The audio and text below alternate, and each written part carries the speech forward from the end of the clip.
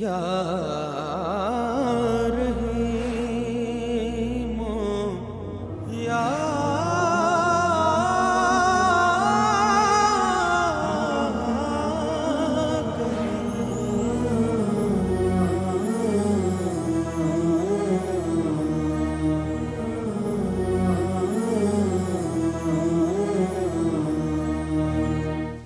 اعوذ باللہ من الشیطان الرجیم بسم اللہ الرحمن الرحیم اللہم صلی علی سیدنا و مولانا محمد وعلی آلہ واصحابہ وبارک وسلم وصلی علیہ۔ السلام علیکم ناظرین محترم اور جمعہ کریم، جمعۃ المبارک کی ایک اور خوبصورت، بہترین اور بہت بابرکت نشریات کے ساتھ جیو ٹیلی ویژن نیٹ ورک پر عامر لیاقت حسین حاضر خدمت ہے۔ ناظرین محترم، ہمیشہ کی طرح ہمارا آغاز ہوگا سب سے بہترین کلام سے، جو کہ یقیناً بلا شبہ بے شک اللہ رب العزت کا کلام ہے، قرآن پاک کی تلاوت، ترجمہ اور تفسیری نکات۔ لیکن اس بہترین کلام کی طرف اپنا رخ کرنے سے قبل میں آپ سے چند گزارشات جو ہر جمعے کرتا ہوں وہ کرنے کی ایک مرتبہ پھر سعادت بھی حاصل کروں گا اور جسارت بھی کروں گا۔ سعادت میرے لیے ہے، اور اگر آپ کو برا لگے تو جسارت ہے۔ وہ یہ کہ 3 بڑی اہم سنتیں ہوتی ہیں آج جمعۃ المبارک: غسل کرنا، صاف ستھرے کپڑے پہننا، خوشبو لگانا۔ تو میں ہمیشہ کی طرح ان کا پرچار آج بھی کروں گا۔ جن گھروں میں اہتمام ہو رہا ہے ان کو مبارک ہو، اور جن گھروں میں ابھی تک اہتمام نہیں ہوا ہے، گزارش ہے کہ آج جمعے کا دن ہے، آج یوم عید بھی ہے، جمعۃ المبارک ہے، اور اس دن کی بڑی فضیلت ہے۔ ویسے تو آپ روزانہ ہی درود پاک پڑھیں تو کیا کہنے، لیکن اگر یہ درود آپ جمعے کو پڑھ دیں تو پھر ثواب میں، اجر میں، فضیلتوں میں اتنے اضافے ہو جاتے ہیں کہ جنہیں آپ گن نہیں سکتے۔ ہر کلام، ہر دعا، یہاں تک کہ قرآن پاک کی تلاوت کا بھی دگنا اجر ہے آج کے دن، لہٰذا اس دن کو غنیمت جانیے۔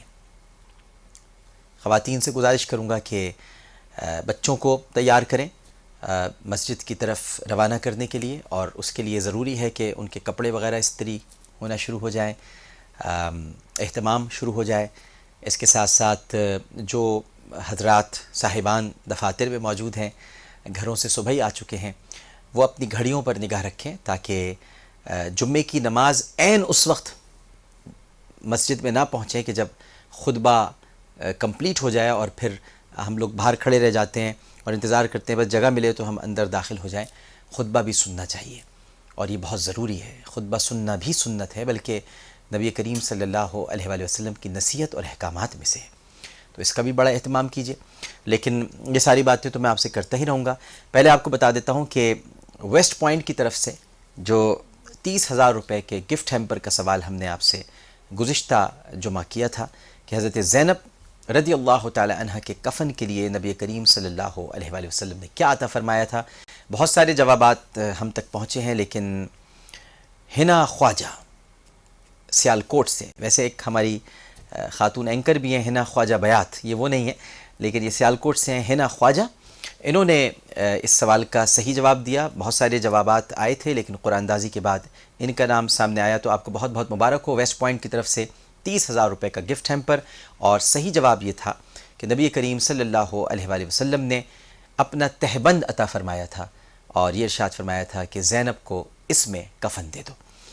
اسی طرح سے یونائٹڈ کنگ کا جو عمرہ ٹکٹ تھا، وہ سوال بھی بڑا زبردست تھا، دلچسپ تھا کہ مردوں میں چوتھے نمبر پر کس ہستی نے اسلام قبول کیا تھا؟ اویس احمد صاحب جیکب آباد سے، ماشاءاللہ مبارک ہو آپ کو، یونائٹڈ کنگ کی طرف سے عمرے کا ٹکٹ، اور جواب میرا خیال ہے کہ بہتوں کو پتہ ہوگا، اس لیے کہ جوابات ویسے بھی بہت سارے آئے تھے۔ تو مردوں میں چوتھے نمبر پر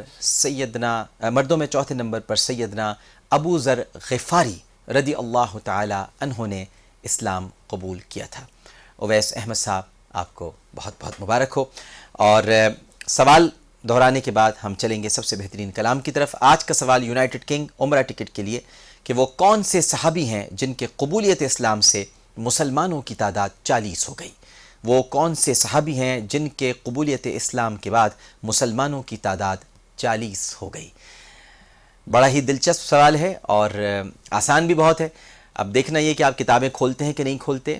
جستجو ہے، لگن ہے، مطالعے کا شوق ہے، بزرگوں سے بات کرنا چاہتے ہیں، معلوم کرنا چاہتے ہیں تو ضرور معلوم کیجئے.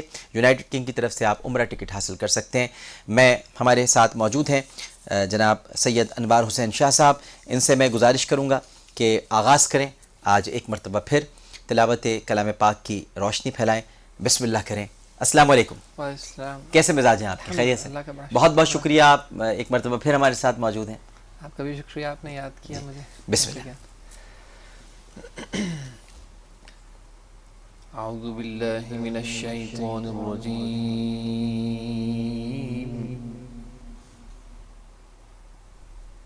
بسم اللہ الرحمن الرحیم.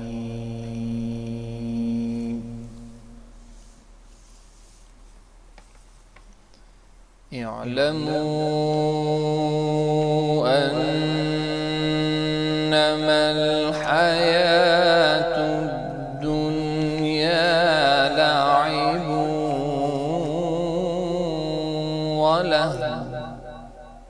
سبحان اللہ. حیاة الدنیا لعب ولہو وزینة وتفاخر بینکم. اللہ.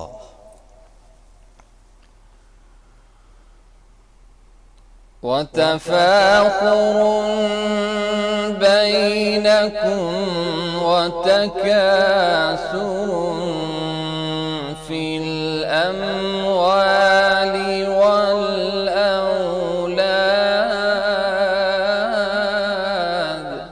اللہ اکبر.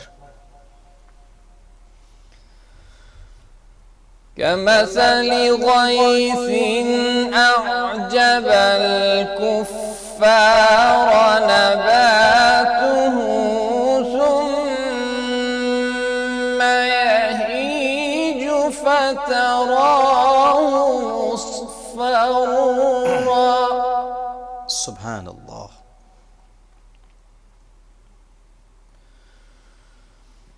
ثم يهيج فتراه مصفرا ثم يكون حطاما. اللہ اکبر.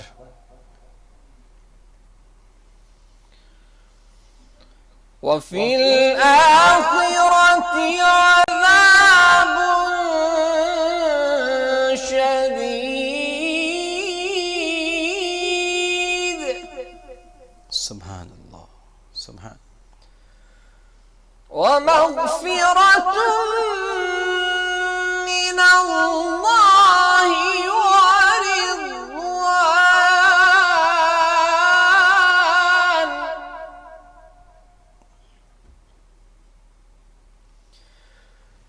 وما الحياة الدنيا إلا متاع الغرور.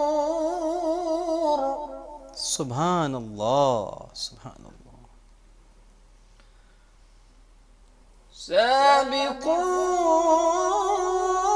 سابقوا إلى مغفرة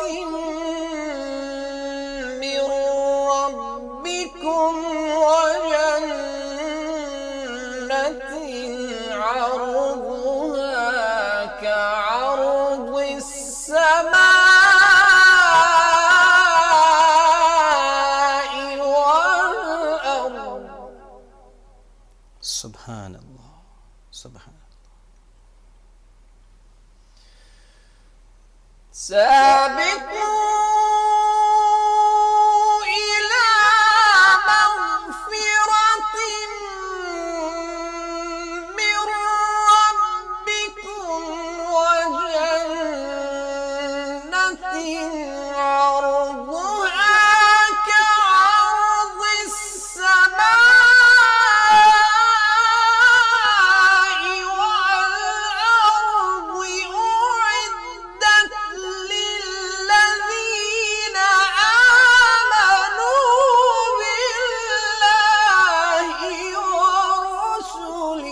کیا بات ہے، سبحان اللہ، سبحان اللہ، سبحان ذلك فضل الله يؤتيه من يشاء اللہ۔ والله ذو الفضل العظيم صدق الله العظيم جزاک اللہ، سبحان اللہ، ماشاء اللہ، تبارک اللہ۔ سید انوار حسین شاہ صاحب نے جو آیات ربانی ہمارے سامنے تلاوت کی ہیں ناظرین محترم، سورہ حدید آیات 20 اور 21، جان لو کہ دنیا کی زندگی محض کھیل اور تماشا ہے اور ظاہری آرائش ہے، اور آپس میں فخر و ستائش کا باعث ہے، اور ایک دوسرے پر مال و اولاد میں زیادتی کی حرص ہے۔ اس کی مثال بارش کی سی ہے کہ جس کی پیداوار کسانوں کو بھلی لگتی ہے، پھر وہ اپنا زور دکھاتی ہے، پھر وہ تمہارے دیکھتے ہی دیکھتے پک کر زرد پڑ جاتی ہے اور پھر چورا چورا ہو جاتی ہے، اور آخرت میں نافرمانوں کے لیے سخت عذاب ہے، اور فرمانبرداروں کے لیے اللہ کی جانب سے بخشش اور خوشنودی ہے، اور دنیا کی زندگی دھوکے کی پونجی کے سوا کچھ نہیں ہے۔ اے بندوں، تم اپنے رب کی بخشش کی طرف تیزی کے ساتھ لپکو، اور اس جنت کی طرف بھی جس کی صرف چوڑائی ہی آسمان اور زمین کی وسعت جتنی ہے، یہ ان لوگوں کے لیے تیار کی گئی ہے جو اللہ اور اس کے رسولوں پر ایمان لائے ہیں۔ یہ اللہ کا فضل ہے، جسے وہ چاہتا ہے اسے عطا فرما دیتا ہے، اور اللہ بڑے فضل والا ہے۔ ناظرین محترم، ان پاک آیات میں پروردگار عالم نے دنیاوی اور اخروی زندگی کی حقیقت کو ہمیں سمجھایا ہے، اور ان دلچسپیوں کا تذکرہ فرمایا ہے جن سے انسان اپنی زندگی کے مختلف مراحل میں دل لگاتا ہے۔ بچپن میں ساری دلچسپی کھیل کود سے ہوتی ہے، اور جوانی کے دور میں زیب و زینت اور سجاوٹ کا شوق پیدا ہوتا ہے، اور اس زیب و زینت اور دنیا کے ساز و سامان میں ایک دوسرے کے سامنے اپنی برتری جتانے اور اس پر فخر کرنے کا ذوق ہوتا ہے۔ پھر بڑھاپے میں مال اور اولاد میں ایک دوسرے سے بڑھ جانے کو ہی انسان دلچسپی کا مرکز بنا لیتا ہے، اور ہر مرحلے میں انسان جس چیز کو اپنی دلچسپی کی معراج سمجھتا ہے، اگلے مرحلے میں وہ بے حقیقت معلوم ہونے لگتی ہے۔ بلکہ بعض اوقات انسان اس پر ہنستا ہے کہ میں نے کس چیز کو اپنی زندگی کا حاصل سمجھا ہوا تھا۔ آپ مشاہدہ کر سکتے ہیں، اگر جوان ہیں تو بچپن کی باتوں پہ ہنستے ہوں گے، اگر جوانی ڈھلنے لگی ہے تو جوانی کی باتوں پہ ہنستے ہوں گے، بڑھاپے میں پہنچ گئے ہیں تو 40 برس کی عمر کے بعد ہونے والی باتوں پہ ہنستے ہوں گے۔ یہ تو زندگی کا جزو ہے ناظرین کرام۔ آخرت میں پہنچ کر انسان کو پتہ چلے گا کہ یہ ساری دلچسپیاں بے حقیقت تھیں، اور اصل حاصل کرنے کی چیز تو یہ آخرت کی خوشحالی تھی، جسے ہم دنیا میں رہ کر محسوس نہیں کر پائے، جبکہ دنیا ہمیں دی ہی اس لیے گئی تھی کہ ہم آخرت کے لیے کھیتی باڑی کریں۔ چنانچہ آیت میں فرمایا گیا کہ دیکھ لو کہ آخرت کی زندگی حقیقی اور دائمی ہے، لہٰذا تمہیں دنیا میں رہتے ہوئے فخر و خود ستائی، ریاکاری، خود نمائی، ان تمام جذبات سے دور رہ کر، یہ تو سب عارضی ہیں، یہ تو سب فانی ہیں، ان کو اکٹھا کرنے میں کیا لگے ہوئے ہو، اور کیا ان کے بارے میں سبقت لے جانے کی کوشش کرتے ہو ایک دوسرے پر۔ صرف حق باری تعالیٰ میں مغفرت طلب کرو اور جنت کے حصول کی جستجو کرو۔ یہ تو فانی دنیا ہے، تو ایک دن ختم ہو جائے گی۔ یہاں تو صرف اعمال اپنے محفوظ رکھو، کیونکہ وہاں عمل کرنے کا وقت نہیں ہوگا۔ تو یہ معاملات میں ایک دوسرے پر سبقت لے جانے میں جلدی اور تیزی مت دکھایا کرو، بلکہ اعمال کے معاملے میں تیزی دکھاؤ، کیونکہ وہ جنت جس کا تمہیں شوق دلایا جا رہا ہے وہ اس فانی اور عارضی دنیا کے مقابلے میں کئی گنا بڑی ہے۔ اور چوڑائی کا ذکر کیا، اس کی تو چوڑائی ہی، آپ لمبائی کو تو بھول جائیے، چوڑائی ہی آسمان اور زمین کی وسعت جتنی ہے۔ صحیح بخاری اور صحیح مسلم میں حضرت ابو ہریرہ رضی اللہ تعالی عنہ سے ایک بہت ہی پیاری حدیث مروی ہے، بیان کرتے ہیں کہ نبی کریم صلی اللہ علیہ وآلہ وسلم نے ارشاد فرمایا کہ جنت میں ایک یعنی کوڑے کے برابر جگہ، یعنی ایک گز زمین دنیا اور جو کچھ دنیا میں ہے اس سب سے بہتر ہے۔ صحیح بخاری اور صحیح مسلم میں حضرت ابو ہریرہ رضی اللہ تعالی عنہ سے ہی روایت ہے کہ نبی کریم صلی اللہ علیہ وآلہ وسلم نے ارشاد فرمایا کہ جنت میں ایک درخت ایسا ہے کہ اگر کوئی سوار اس کے سائے میں 100 برس تک چلتا رہے تب بھی وہ اس کے سائے کی مسافت کو کاٹ نہیں سکے گا۔ اب اندازہ لگا لیجئے، اس میں صرف چوڑائی کے بارے میں بتایا گیا کہ وہی آسمان اور زمین کی وسعت جتنی ہے، تو حدیث سامنے رکھ لیجئے، کیونکہ قرآن آپ حدیث کو سامنے رکھے بغیر نہیں سمجھ سکتے۔ جامع ترمذی میں حضرت ابو ہریرہ رضی اللہ تعالی عنہ سے روایت ہے کہ نبی کریم صلی اللہ علیہ وآلہ وسلم نے ارشاد فرمایا کہ جنت میں 100 درجے ہیں اور ہر 2 درجوں کے درمیان آسمان و زمین جتنا فاصلہ موجود ہے، جبکہ صحیح مسلم میں ہے کہ سیدنا عتبہ بن عزوان نے اپنے خطبے میں بیان فرمایا کہ ہم سے یہ ذکر کیا گیا ہے کہ جنت کے دروازے کے دونوں کواڑوں کے درمیان 40 سال کی مسافت کا فاصلہ ہے۔ کواڑ بھی کہتے ہیں، کواڑ بھی کہتے ہیں۔ تو پھر ایک ایسا بھی دن آنے والا ہے جبکہ جنت میں جانے والوں کی بھیڑ بھاڑ سے فرماتے ہیں کہ وسیع و عریض دروازے کھچا کھچ بھرے ہوئے ہوں گے۔ مشکات المصابیح میں نبی کریم صلی اللہ علیہ وآلہ وسلم کا فرمان عالی شان موجود ہے کہ سب سے ادنا درجے کے جنتی کو اس دنیا سے 10 گنا بڑی جنت عطا کی جائے گی۔ لہٰذا انسان کو چاہیے کہ وہ دنیا کی اس عارضی اور فانی زندگی کو آخرت کی حقیقی اور دائمی زندگی پر ترجیح نہ دے، اور دنیاوی معاملات میں ایک دوسرے پر سبقت لے جانے کے بجائے مغفرت کی طلب اور جنت کے حصول میں ایک دوسرے پر سبقت لے جائے۔ اللہ تعالی ہمیں عمل کی توفیق عطا فرمائے۔ بہت بہت شکریہ سید انوار حسین شاہ صاحب، آپ کا بہت ہی خوبصورت انداز میں آپ نے تلاوت کی، الحمدللہ، اور بہت اچھا لگ رہا ہے آپ کے ساتھ یہ پروگرامز کرتے ہوئے، بلکہ ہم تو سوچ رہے ہیں کہ آپ کو انشاءاللہ رمضان المبارک میں بھی زحمت دیں۔ انشاءاللہ تعالی جیسے آپ بڑی نعمت آپ کی، بڑی نعمت۔ ایک چھوٹا سا وقفہ لیتے ہیں ناظرین کرام، وقفے کے بعد دوبارہ حاضر ہوں گے، کیونکہ اس کے بعد ہمارا سیگمنٹ ہے سب سے بہترین نصیحت، یعنی نبی کریم صلی اللہ علیہ وآلہ وسلم کا فرمان اقدس۔ لیکن پہلے ایک وقفہ۔ السلام علیکم ورحمۃ اللہ۔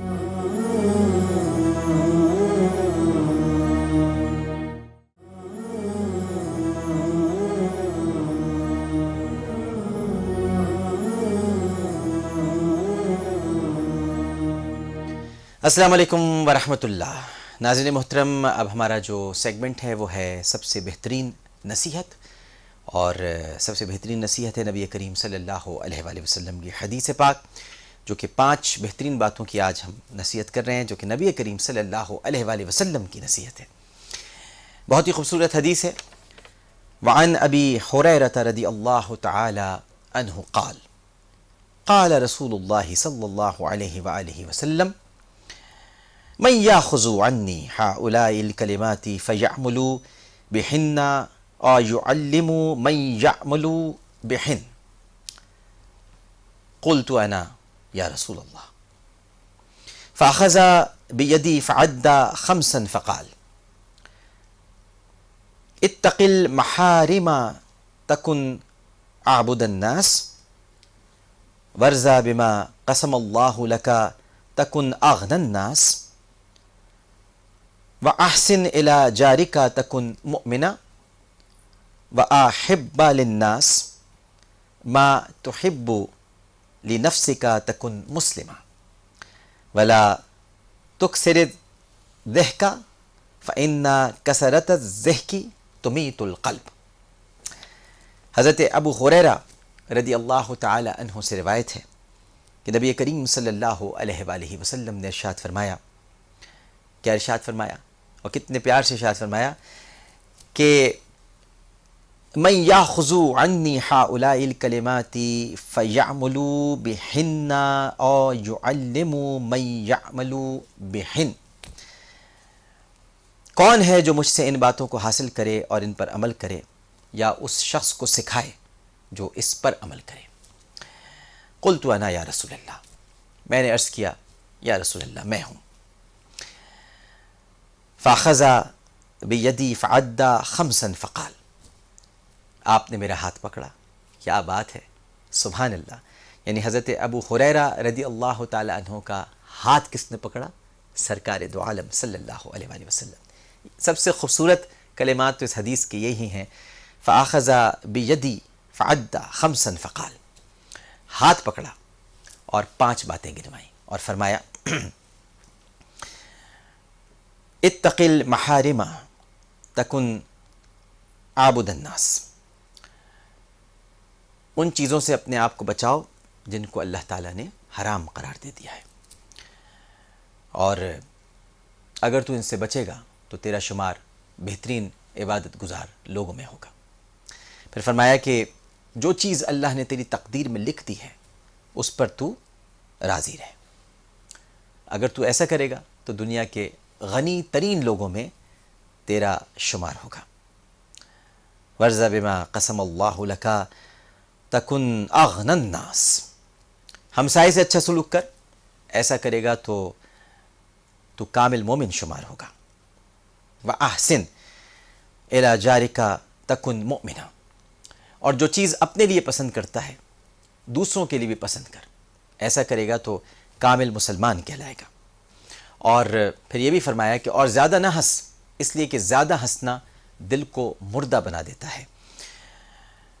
اللہ اکبر۔ ولا تکثر الضحک فإن کثرت الضحک تمیت القلب۔ اب اگر آپ یہ 5 باتیں ناظرین محترم اپنے سامنے رکھیں، عربی میں اس لیے پڑھتا ہوں کہ ایک تو ہماری عربی بھی درست ہو جائے، سب سے پہلے تو میری بھی درست ہو جائے، اور جو سنیں عربی پڑھنے میں اور عربی حدیث سنانے میں زیادہ لطف آتا ہے، کیونکہ دیکھیے اصل تو جو نبی کریم صلی اللہ علیہ وسلم کے فرمان اقدس ہیں یا فرامین اقدس ہیں وہ تو عربی میں ہی ہیں، تو ہمیں وہی پڑھنا بھی چاہیے، اور کبھی کبھی ہم اٹکیں گے بھی، سیکھیں گے بھی اسی طرح سے۔ تو اب یہ 5 باتیں کتنی پیاری ہیں۔ دیکھیے حرام چیزوں سے بچنے کے لیے کہا گیا۔ ہمارے یہاں تو آج کل ناظرین محترم یہ معیوب ہی نہیں سمجھا جاتا کہ حرام جو رزق ہے نا، حرام لقمہ، اگر یہ ہمارے پیٹ میں چلا جائے نا ناظرین محترم، پھر ہماری دعائیں قبول نہیں ہوتی، پھر ہم بے حس ہو جاتے ہیں، مجھے کہنے دیجئے کہ ہم بے غیرت ہو جاتے ہیں، ہمارے اندر غیرت نام کی کوئی شے نہیں رہتی۔ اور نبی کریم صلی اللہ علیہ وآلہ وسلم پہلی جو منزل بیان فرما رہے ہیں وہ یہ کہ حرام چیزوں سے اپنے آپ کو بچاؤ، جو حرام قرار دیا۔ سود ہے، سود حرام ہے، ہم بڑے شوق سے کھاتے ہیں۔ رشوت حرام ہے، ہم دیتے بھی ہیں اور لیتے بھی ہیں۔ غصہ حرام ہے، ہم کرتے بھی ہیں اور دلاتے بھی ہیں۔ اور بھی بہت ساری چیزیں جو حرام قرار دی گئی ہیں، ہم ان سے اپنے آپ کو بچانے کی کوشش نہیں کرتے۔ نتیجہ کیا ہو رہا ہے؟ مایوسی ہے، اضطراب ہے، کرب ہے، کسی شے میں برکت نہیں رہی ہے، اور ہمارے دل ویران ہوتے جا رہے ہیں۔ پھر آپ نے ارشاد فرمایا کہ جو کچھ بھی تمہاری تقدیر میں لکھ دیا ہے اس پر راضی رہو، اور ایسا کرو گے تو غنی ہو جاؤ گے۔ ہم خدا کی تقسیم پر راضی نہیں ہوتے، ہم اپنی تقدیر پر راضی نہیں ہوتے، قسمت کو کوستے رہتے ہیں، شکوے کرتے رہتے ہیں، ذرا سے بیمار ہو جائیں تو آسمان سر پہ اٹھا لیتے ہیں کہ ہم بیمار ہو گئے۔ ارے یہ بھی تو ایک آزمائش ہے، یہ بھی تو اللہ تعالیٰ کی طرف سے ایک بڑا ہی خوبصورت امتحان ہے جس میں ہمیں پورا اترنا چاہیے، لیکن ہم تو اپنی بیماریوں پر چلا اٹھتے ہیں، ہم اپنی تقدیر پر راضی نہیں رہتے۔ کوئی اگر ہمارے سامنے مال و دولت والا آ گیا تو ہم کہتے ہیں اس میں کیا ہے جو اس کو اتنا مل گیا، ہمیں نہیں ملا۔ کسی کے پاس گاڑی ہے تو اس کے پاس کیوں ہے، ہمارے پاس کیوں نہیں ہے؟ اور اسی وجہ سے ہم پھر غنی نہیں ہو پاتے۔ یہاں غنی سے مراد یہ کہ جب آپ تقدیر پر راضی رہیں گے تو غنی رہیں گے، غنی سے مراد خوش رہیں گے، کیونکہ آپ کو تو معلوم ہے کہ یہ قضاء و قدر کے معاملات ہیں، تقدیر کے معاملات ہیں، اس میں ہمارا آپ کا کوئی کردار نہیں ہے، اور جس نے تقدیر لکھی ہے اس سے بہترین انصاف کرنے والا کوئی نہیں ہے۔ یہ اس کا انصاف ہے، یہ اس کا عدل ہے، اور ہمیں اس سے اس کا عدل نہیں مانگنا ہے، اس سے اس کا فضل مانگنا ہے۔ پھر فرمایا کہ ہمسائے سے اچھا سلوک کر، ایسا کرے گا تو کامل مومن ہوگا. اب دیکھیے کامل مومن ہونا کتنی بڑی بات ہے، کتنے بڑے اعزاز کی بات ہے کہ کوئی کامل مومن ہو جائے. لیکن اس کے لیے آپ کو ہمسائے سے اچھا سلوک کرنا ہے. اب یہاں تو آج کل لوگوں کو یہی نہیں معلوم ہوتا کہ ہمسایہ ہے کون، برابر میں رہ کون رہا ہے. مہینوں، ہفتوں، دنوں ملاقات ہی نہیں ہوتی ہے، جانتے ہی نہیں ایک دوسرے کے بارے میں. جبکہ پہلے زمانے میں ایسا ہوتا تھا، ہمارے والدین ہمیں بتاتے تھے، اور پھر کچھ ہم نے اپنی لڑکپن میں اور بچپن میں دیکھا بھی کہ باقاعدہ ٹرے سجا کرتی تھیں، گھر میں کھانے بنتے تھے تو وہ پڑوس میں جا کر دے کے آتے تھے. پڑوسیوں کے پاس ہم کئی گھنٹوں بیٹھے رہتے تھے، بلکہ امی ہمیں چھوڑ کے چلی جاتی تھیں پڑوسی کے پاس، کسی کام سے کہیں جانا ہوتا تھا، ابو کو جانا ہوتا تھا. لیکن اب تو کوئی کسی کے پاس چھوڑتا بھی نہیں ہے. بڑے شہروں میں تو پڑوس کا تصور ہی ختم ہو گیا. شاید گاؤں دیہاتوں میں اور چھوٹے شہروں میں ابھی بھی یہ روش باقی ہو، یا بڑے شہروں کے ان علاقوں میں جو گنجان آباد ہیں شاید ابھی بھی یہ محبت برقرار ہو. لیکن جو بڑے شہر ہیں ان میں تو یہ سب کچھ ختم ہو چکا ہے. جو فلیٹوں کی زندگی میں، جو فلیٹس ہیں، وہاں کہاں پڑوس ہے؟ کوئی پڑوسی نہیں، کسی کو کسی سے کوئی سروکاری نہیں. کون کس وقت آتا ہے، کون کس وقت جاتا ہے، کچھ نہیں معلوم. کھانا بھیجنا تو بہت دور کی بات ہے، کوئی تبرک بھیجنا تو کجا، ہم تو حال احوال بھی دریافت نہیں کرتے. اسی طرح فرمایا کہ جو چیز اپنے لیے پسند کرتا ہے دوسرے کے لیے بھی پسند کر، کامل مسلمان کہلائے گا. کیا اپنے دل پر ہاتھ رکھ کر بتائیے ایسا ہوتا ہے؟ آپ سب سے بری چیز نکال کر دیتے ہیں اپنی ماسی کو. اول تو ماسی نہیں کہنا چاہیے، لیکن ہمارے یہاں ماسی کہا جاتا ہے. کام کرنے والی کو آپ سب سے بری چیز دیتے ہیں جو آپ لوگ نہیں پہن رہے. بچا کچا کھانا نوکروں کے آگے رکھ دیتے ہیں. یہاں تک کہ یہ تو میں آپ کو نوکروں کے ساتھ احوال بتا رہا ہوں، اپنے قریبی رشتہ داروں کو بھی آپ اچھی چیز نہیں دیتے. غیروں سے مراسم اچھے کرنے کے لیے انہیں مہنگی چیز دیتے ہیں، رشتہ داروں کو کم تر چیز دیں گے، یا پہناوا کوئی کپڑا دے دیں گے. یا ارے بھائی یہ تو سستا والا ہے، یہ ان کی سالگرہ پہ دے دینا. ارے یہ تو بہت اتنی مہنگی چیز دینے کا ادھر کیا فائدہ، وہ کون سا ہمیں دے دیتے ہیں، ان کو تو وہ سستے پہ ہی ٹرخا دو. یہ ہم لوگ کرتے ہیں، جبکہ ہمیں وہی دینا چاہیے جو ہم خود پسند کرتے ہیں اپنے لیے. وہ دوسرے کو، اس میں ذرا نفس سے مجاہدہ ہوتا ہے نا، مقابلہ کرنا پڑتا ہے. نفس روکتا ہے، نفس کہتا ہے بھائی ابھی تو 400 روپے کا جوڑا اپنے لیے لیا ہے، 400 کا ان کے لیے بھی 800 ہو جائیں گے، تو پیسے بہت زیادہ خرچ ہو جائیں گے. 400 کا اپنے لیے لو، ان کے لیے اب لے رہے ہو تو 200 کا لے لو. پھر فرمایا کہ اور زیادہ نہ ہنسو، اس لیے کہ زیادہ ہنسنا دل کو مردہ بنا دیتا ہے. گھروں کو تو چھوڑیے، اب تو ٹیلی ویژن کے کوئی پروگرام ایسا نہیں رہ گیا جہاں منہ پھاڑ پھاڑ کے، گلے پھاڑ پھاڑ کے نہ ہنسا جاتا ہو. بلکہ یہ بہترین پروگرام کی نشانی سمجھی جاتی ہے جب تک کہ زوردار قہقہ نہ بلند ہوتا ہو، تالیاں ماری جاتی ہیں، ہنستے ہیں، دانت نکال نکال کے، گلے پھاڑ پھاڑ کر آوازیں گونجتی ہیں، اور سمجھتے ہیں کہ بہت خوشی کا اظہار کر رہے ہیں، جبکہ در حقیقت وہ ہنسی بھی تصنع اور بناوٹ سے بھرپور ہوتی ہے. اور اسی طرح محافل میں بھی قہقے گونج رہے ہوتے ہیں، جبکہ آپ نے فرمایا کہ زیادہ نہ ہنس، مت ہنس، زیادہ ہنسنا دل کو مردہ کر دیتا ہے. یہ 5 بڑی بہترین نصیحتیں ہیں. اور حضرت ابو ہریرہ رضی اللہ تعالیٰ عنہ کا ہاتھ پکڑ کے نبی کریم صلی اللہ علیہ وآلہ وسلم نے ارشاد فرمائی. سوال آپ سے کر لیتا ہوں یونائٹڈ کنگ کے عمرہ ٹکٹ کے لیے کہ وہ کون سے صحابی ہیں جن کے قبولیت اسلام سے مسلمانوں کی تعداد 40 ہو گئی تھی. سوال کا جواب بہت آسان ہے، تو ایس ایم ایس بھیجنے کے لیے آپ زیادہ سے زیادہ تعداد میں ایس ایم ایس بھیجیے، کیونکہ اگر قرآن دازی ہو گئی تو پھر بڑا مسئلہ ہو جائے گا. آپ جواب لکھنے کے لیے ٹرپل اے لکھنے کے بعد اسپیس دیں، جواب لکھیے، 436 پر سینڈ کر دیجیے. اپنا نام اور شہر کا نام لکھنا نہیں بھولیے گا. ایک وقفہ لیں گے، وقفے کے بعد جب حاضر ہوں گے تو سب سے بہترین واقعہ. السلام علیکم ورحمۃ اللہ.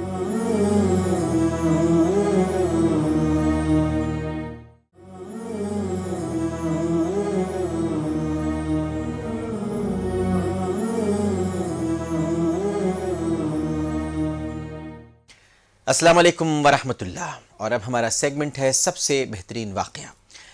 ناظرین محترم، آج ہم ام المومنین سیدہ ام حبیبہ رضی اللہ تعالی عنہ کی ذات عرفہ و عالی شان کے بارے میں کچھ باتیں کریں گے آپ سے. ام المومنین سیدہ حبیبہ رضی اللہ تعالی عنہ کا نام رم اللہ اور کنیت حبیبہ تھی. بنو امیہ کی مشہور سردار ابو سفیان کی آپ صاحبزادی تھیں. گویا حضرت ام حبیبہ رضی اللہ تعالی عنہ حضرت امیر معاویہ رضی اللہ تعالی عنہ کی حقیقی اور سیدنا عثمان غنی رضی اللہ تعالی عنہ کی پھوپھی زاد بہن تھی۔ آپ بعثت نبوی سے 17 سال قبل مکۃ المکرمہ میں پیدا ہوئیں۔ حضرت ام حبیبہ کا پہلا نکاح عبید اللہ بن جحش سے ہوا۔ دونوں نے اکٹھے ہی اسلام قبول کیا۔ حضرت ام حبیبہ کے والد اس وقت اسلام کے سخت ترین دشمن تھے، اور آپ جانتے ہیں کہ انہوں نے مسلمانوں پر عرصہ حیات تنگ کر رکھا تھا اسلام قبول کرنے سے پہلے۔ چنانچہ نبی کریم صلی اللہ علیہ وآلہ وسلم نے جب مسلمانوں کو حبشہ کی طرف ہجرت کرنے کی اجازت دی تو عبید اللہ بن جحش اور حضرت ام حبیبہ رضی اللہ تعالی عنہ بھی دوسرے مسلمانوں کے ہمراہ جحش کو ہجرت کر گئے۔ جحش پہنچنے کے چند دن بعد عبید اللہ مرتد ہو گیا اور عیسائی مذہب اختیار کر کے شراب نوشی شروع کر دی۔ حضرت ام حبیبہ رضی اللہ تعالی عنہ نے شوہر کو بہت سمجھایا کہ کیوں اپنی عاقبت خراب کرتے ہو، لیکن اللہ جل مجدہ نے اس کے دل پر مہر لگا دی تھی، کوئی اثر نہ ہوا، اور مسیحیت کی حالت میں ہی رندانہ زندگی بسر کرتے ہوئے وفات پائی۔ نبی کریم صلی اللہ علیہ وآلہ وسلم کو جب عالم غربت میں حضرت ام حبیبہ رضی اللہ تعالی عنہا کے بیوہ ہونے کی اطلاع ملی تو رسول اللہ صلی اللہ علیہ وآلہ وسلم نے ان کے ایام عدت پورے ہونے کے بعد حضرت عمر بن امیہ بن زمری کو نجاشی یعنی شاہ حبش کے پاس اس غرض کے لیے بھیجا کہ وہ حضور صلی اللہ علیہ وآلہ وسلم کی طرف سے ام حبیبہ رضی اللہ تعالی عنہ کو نکاح کا پیغام دے۔ نجاشی نے اپنی ایک لونڈی کے ذریعے سے نبی کریم صلی اللہ علیہ وآلہ وسلم کا پیغام نکاح حضرت ام حبیبہ رضی اللہ تعالی عنہ کو بھیجا۔ انہیں بے حد مسرت ہوئی۔ اظہار تشکر کے طور پر لونڈی کو چاندی کے 2 کنگن اور نقری انگوٹھیاں عطا کیں، اور حضرت خالد بن سعید بن العاص رضی اللہ تعالی عنہ کو اپنا وکیل مقرر کیا۔ شام کو نجاشی نے حضرت جعفر بن ابو طالب رضی اللہ تعالی عنہ اور دوسرے مسلمانوں کو بلا کر خود نکاح پڑھایا۔ رسم نکاح سے فراغت کے بعد حضرت خالد بن سعد نے سب کو کھانا کھلا کر رخصت کیا۔ نکاح کے بعد حضرت ام حبیبہ رضی اللہ تعالی عنہ بذریعہ بحری جہاز مدینہ منورہ پہنچی۔ نبی کریم صلی اللہ علیہ وآلہ وسلم ان دنوں خیبر کی مہم پر تشریف لے گئے تھے۔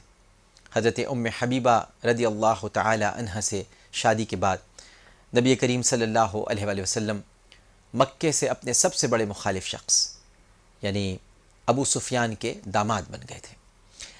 یہ اس وقت تک اسلام نہیں لائے تھے، چنانچہ تاریخی طور پر ثابت ہے کہ شادی کے بعد ابو سفیان کی اسلام کی مخالفت میں خاطر خواہ کمی واقع ہوئی، حتیٰ کہ فتح مکہ کے بعد ابو سفیان بھی ایمان لے آئے۔ نبی کریم صلی اللہ علیہ وآلہ وسلم کی متعدد شادیوں کی وجہ یہی تھی، جس کو ہم تعدد ازواج کا جو سوال اٹھتا ہے اس کا بیان آپ کے سامنے اگر کریں، وہ یہ کہ وہ ہمارے آقا صلی اللہ علیہ وآلہ وسلم ان شادیوں کے ذریعے دشمنی کو رشتہ داری میں بدل دینا چاہتے تھے، اور حضرت ام حبیبہ رضی اللہ تعالی عنہ بڑی نیک فطرت اور صالح خاتون تھی۔ وہ ایسے وقت میں ایمان لائی ناظرین محترم جب ان کے والد دشمنان اسلام کے قائد تھے۔ اسلام کی خاطر انہوں نے سفر کی صعوبتیں خندہ پیشانی سے برداشت کیں اور حبشہ میں غربت کی زندگی اختیار کی، حالانکہ ان کا گھرانہ متمول اور ریاست کے لحاظ سے قریش میں بہت ممتاز تھا۔ فتح مکہ سے قبل ان کے والد ایک دفعہ ان سے ملنے مدینہ منورہ آئے، اور اس آمد کا مقصد بھی یہ تھا کہ اپنی بیٹی کی معرفت یعنی ان کے توسط سے میعاد صلح کی توسیع کے لیے کوشش کریں۔ جب وہ نبی کریم صلی اللہ علیہ وآلہ وسلم کے بستر پر بیٹھنے لگے تو حضرت ام حبیبہ رضی اللہ تعالی عنہ نے بستر الٹ دیا۔ ابو سفیان کو بہت ناگوار گزرا، بولے کہ تمہیں اس بچھونے پر اپنے باپ کا بیٹھنا پسند نہیں؟ تو میری ماں نے بڑا تاریخی جواب دیا۔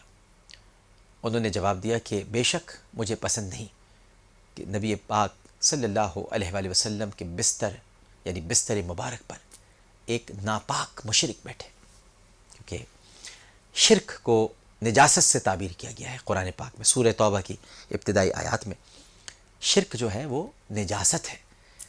تو آپ نے اس کی عملی تفسیر بیان کی کہ چونکہ تم ایک مشرک ہو اور میں کسی مشرک کو اپنے سرتاج، اپنے آقا، اپنے حبیب اور اپنے رسول صلی اللہ علیہ وآلہ وسلم کے بستر پر بیٹھنے نہیں دوں گی۔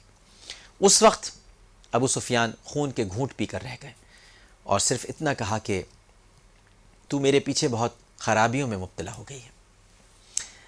ایک دفعہ نبی کریم صلی اللہ علیہ وآلہ وسلم نے ارشاد فرمایا کہ جو شخص 12 رکعت نفل روزانہ پڑھے گا اس کے لیے جنت میں گھر بنایا جائے گا۔ حضرت ام حبیبہ رضی اللہ تعالی عنہا بھی سن رہی تھیں، اور جیسے ہی یہ بات مکمل ہوئی تو روایات میں آتا ہے اور تاریخ بھی شاہد ہے کہ اس کے بعد سے ساری زندگی 12 رکعت نفل روزانہ آپ نہایت پابندی سے پڑھتی رہیں۔ ام المومنین سیدہ ام حبیبہ رضی اللہ تعالی عنہ نے 44 ہجری میں 73 برس کی عمر میں اپنے بھائی امیر معاویہ رضی اللہ تعالی عنہ کے عہد حکومت میں وفات پائی۔ وفات سے پہلے سیدہ عائشہ صدیقہ رضی اللہ تعالی عنہ کو بلایا اور کہا کہ میرے اور آپ کے درمیان سوکنوں کے تعلقات تھے، اگر کوئی غلطی مجھ سے ہوئی ہو تو معاف کر دیجیے گا۔ ام المومنین سیدہ عائشہ صدیقہ رضی اللہ تعالی عنہ نے ارشاد فرمایا میں نے معاف کیا، پھر ان کے لیے دعا مانگی۔ حضرت ام حبیبہ رضی اللہ تعالی عنہ نے اس وقت ارشاد فرمایا آپ نے مجھے خوش کیا، اللہ آپ کو خوش رکھے۔ حضرت ام حبیبہ رضی اللہ تعالی عنہ سے 65 احادیث مروی ہیں، جن کے راویوں میں کئی صحابی اور تابعین شامل ہیں۔ تو آج ہم نے آپ کے سامنے ام المومنین سیدہ ام حبیبہ رضی اللہ تعالی عنہ کے حالات و واقعات بیان کیے، جو کہ سب سے بہترین واقعہ ہے۔ ایک چھوٹا سا وقفہ لیں گے اور وقفے کے بعد جب ہم حاضر ہوں گے تو پھر سب سے بہترین عقیدت اور پھر اس کے بعد خطبہ۔ لیکن پہلے ایک وقفے میں جانے سے قبل میں 2 سوالات آپ کے سامنے رکھ دیتا ہوں۔ پہلا سوال تو یونائٹڈ کنگ عمرہ ٹکٹ، وہ کون سے صحابی ہیں جن کے قبولیت اسلام سے مسلمانوں کی تعداد 40 ہو گئی؟ وہ کون سے صحابی ہیں جن کے قبولیت اسلام سے مسلمانوں کی تعداد 40 ہو گئی؟ ناظرین محترم، اس سوال کے جواب میں مرد حضرات بھی شریک ہو سکتے ہیں، خواتین بھی، بچے بھی، بزرگ سبھی شریک ہو سکتے ہیں۔ تو ٹرپل اے لکھنے کے بعد اسپیس دے کر 436 پر آپ سینڈ کر دیجئے اور اپنا نام اور شہر کا نام لکھنا نہیں بھولیے گا۔ اگر آپ سمجھتے ہیں آپ کا جواب درست ہے تو پھر ایک SMS نہیں بلکہ زیادہ SMS بھیجیے گا تاکہ قرآن اندازی میں آپ شامل ہو سکیں۔ لیکن اب جو سوال میں آپ سے پوچھنے جا رہا ہوں اس کے بعد، جو ویسٹ پوائنٹ کی طرف سے ہے 30,000 روپے کے گفٹ ہیمپر کا، اس میں صرف خواتین ہی شرکت کر سکتی ہیں۔ اور ابھی میں نے آپ کو ایک واقعہ بیان کیا ہے، کیا آپ مجھے یہ بتلائیں گے بلکہ ظاہر ہے کہ بتلائیں گی کہنا چاہیے کیونکہ خواتین ہی سے یہ سوال ہم کر رہے ہیں، تو پھر آپ ہی نے ہمیں بتلانا ہے کہ حضرت ام حبیبہ رضی اللہ تعالی عنہا کس کی پھوپھی ذات بہن تھی؟ حضرت ام حبیبہ رضی اللہ تعالی عنہا کس کی پھوپھی ذات بہن تھی؟ ویسٹ پوائنٹ کی طرف سے یہ گفٹ ہیمپر ہے جس میں صرف خواتین اس سوال کا جواب دے سکتی ہیں، یہ انہی کے لیے مخصوص ہے، لیکن اس کا طریقہ بھی SMS کے ذریعے ہے۔ ٹرپل اے لکھنے کے بعد اسپیس دینا ہے، 436 پر اپنا جواب سینڈ کر دینا ہے، شہر کا نام اور اپنا نام لکھنا نہیں بھولیے گا۔ ایک چھوٹا سا وقفہ لیتے ہیں، وقفے کے بعد جب حاضر ہوں گے تو سب سے بہترین عقیدت اور پھر اس کے بعد خطبہ۔ السلام علیکم ورحمۃ اللہ۔